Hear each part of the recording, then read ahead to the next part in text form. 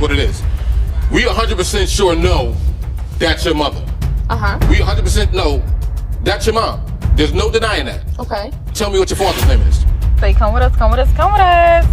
You excited? Yeah. Period, because you need to know who your daddy is, right? Yeah.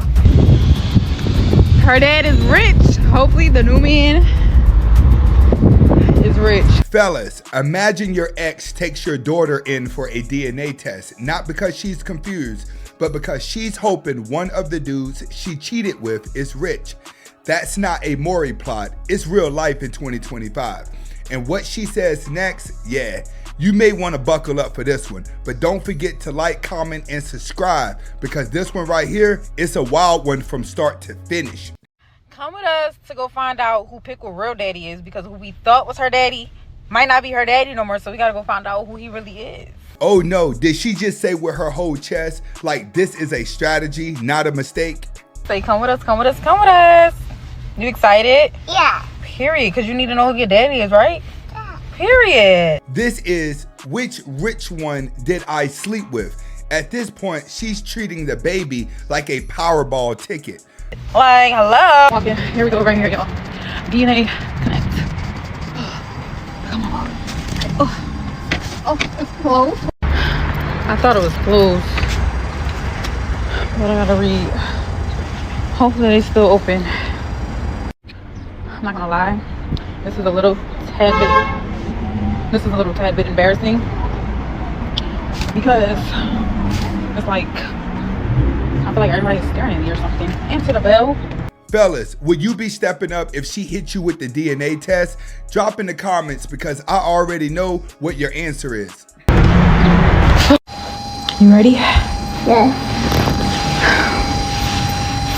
Not trying to make it good. Send this paper out. I'm ready.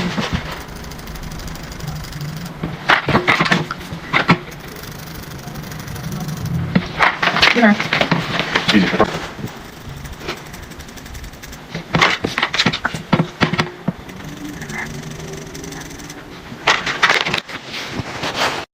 All done. But wait, she's not even done. She says it like it's normal, like every woman has a backup roster of rich baby daddies. That's the mindset now. Cheap, spin the wheel, and hope it's an NBA player. We're all done, right? Yeah. Easy peasy, lemon squeezy. Now, hopefully, her dad is rich. Hopefully, the new man is rich, because the old man is broke stuff. So, hopefully, the new man rich. And yeah, you hungry? Yes. Now we're about to go get some food, because I done worked up an appetite trying to figure out which one of them YNs I slept with. So now we're about to go get some food. This is why men are walking away, not from kids, but from women who think a child is a check, not a life, and they'll sleep with 5 dudes and still expect loyalty from the one that likes her the most. She thought she was winning until the DNA results hit the table, and when she finds out that it's not the rich one, that face gonna change real quick. Subscribe if you haven't. Hit the bell, because these modern stories, they rewrite themselves. You've been as a father. How do you feel you've been as a father? I've been great. Compared to her mother? My mother was my mom and my dad for 18 years. Why are we here? Because you wanted to find out, and I wanted to find out as well. what? If who's your father? So we're Right. here because your mom couldn't decide who she wanted to. Okay, let's call it what it is. We 100% sure know that's your mother. We 100% know that's your mom. There's no denying that. Okay. Tell me what your father's name is. Okay then, so we're not here because of anything I may have did or not did 21 some odd years ago. If they're there to get a DNA test and she can't, and her mother don't know who the father is, then stop giving the mother props. And that's what a lot of women do, especially over here in the Western states. They run out and sleep with whoever, get pregnant, and then they don't know who the father is, but they're too embarrassed to go DNA test everyone. Let's see the results here. I just want to take a minute and say that no matter what's in here, I'll be okay either way. Horace is your biological father. So you now know the truth. this is your biological daughter. I can just... Yeah, it's setting in now. Because the pain of not knowing the truth have never been projected onto your daughter. And that's what happened. It was never projected onto her. I get it. I'm telling you from just an outside perspective. I understand that, but everybody looks at me like I'm the villain, but no one no. understands That I was the hero that got turned into the villain. I want to clear something. He's right, and that's how it be. A lot of these fathers are the villain, but they never knew that they were the father. Prime example, my situation is like that. I had to go find my father to know who it was. My mother would not tell me. So I understand that man's situation. Just because she runs around and sleep with whoever and don't tell the father till she's old, don't make him the bad guy. It makes the mother the bad person for not reaching out. With you, I don't think you're a villain. And I don't think her mother was a villain. But I do believe there was a child that got caught in between adults that should have made better choices. We spent 22 years it being about y'all two. This moment is for her. Anything you want to say to your daughter? Just come here. Oh, mess up my hair, please. It's a void that's been filled, but seriously, after 22 years, there's no point of reconnecting with your father or reconnecting with your mother. At that point, you already know who's who and what's what. Get in the comments and talk to me. I'm probably going to jail for this. I don't care. I've stayed quiet long enough. A few years ago, I agreed to be a sperm donor. She said she just wanted the baby and not a relationship. I was young and naive, and I trusted someone that I shouldn't have.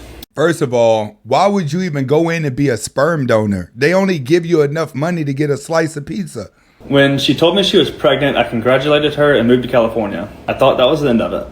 But then she started messaging my mom. She said she had no one, and she pressured us all to be at the birth. So we did. We were all at the birth. I signed the birth certificate, and I decided to be in the baby's life as a dad. Big mistake. You went in it just to get enough money to get a slice of pizza, and you walked out with a family.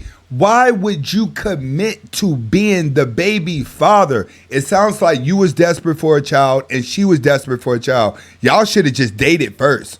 I let her and the baby live in my Airbnb for free. I had to pay child support, and she took over $52,000 from me. I thought I was doing the right thing. I thought I was being a dad. She started asking me to be a family, and when I refused, she called me a deadbeat online, and I stayed silent throughout it all. But think about it, bro. You let her live inside of your condo. You were taking care of her. You were paying child support. She kind of looked at it like, you're already being a provider. We might as well be together.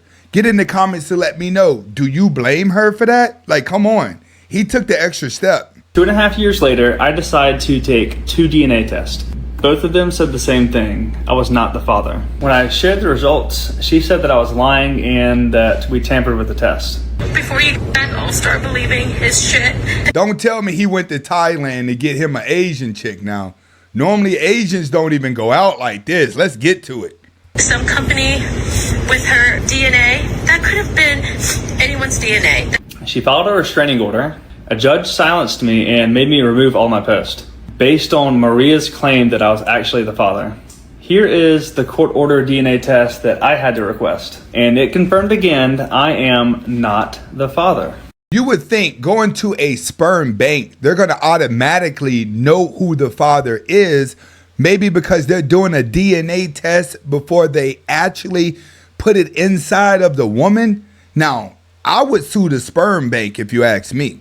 And while I was silent, she kept going. She was changing dates on photos, spinning stories, manipulating people online. Some people believed her. But while she was doing that, I was uncovering the truth. Connections, manipulations, lies, and the truth about who the real father is. This is just the beginning of Maria's web of lies. This is an awkward situation because he went to a sperm bank just to donate. She went to the sperm bank to become a mother. At the end of the day, does it really matter who the father is if she was already going into the situation just to have a child? I think he kind of screwed himself by trying to step up and be a father without being a father.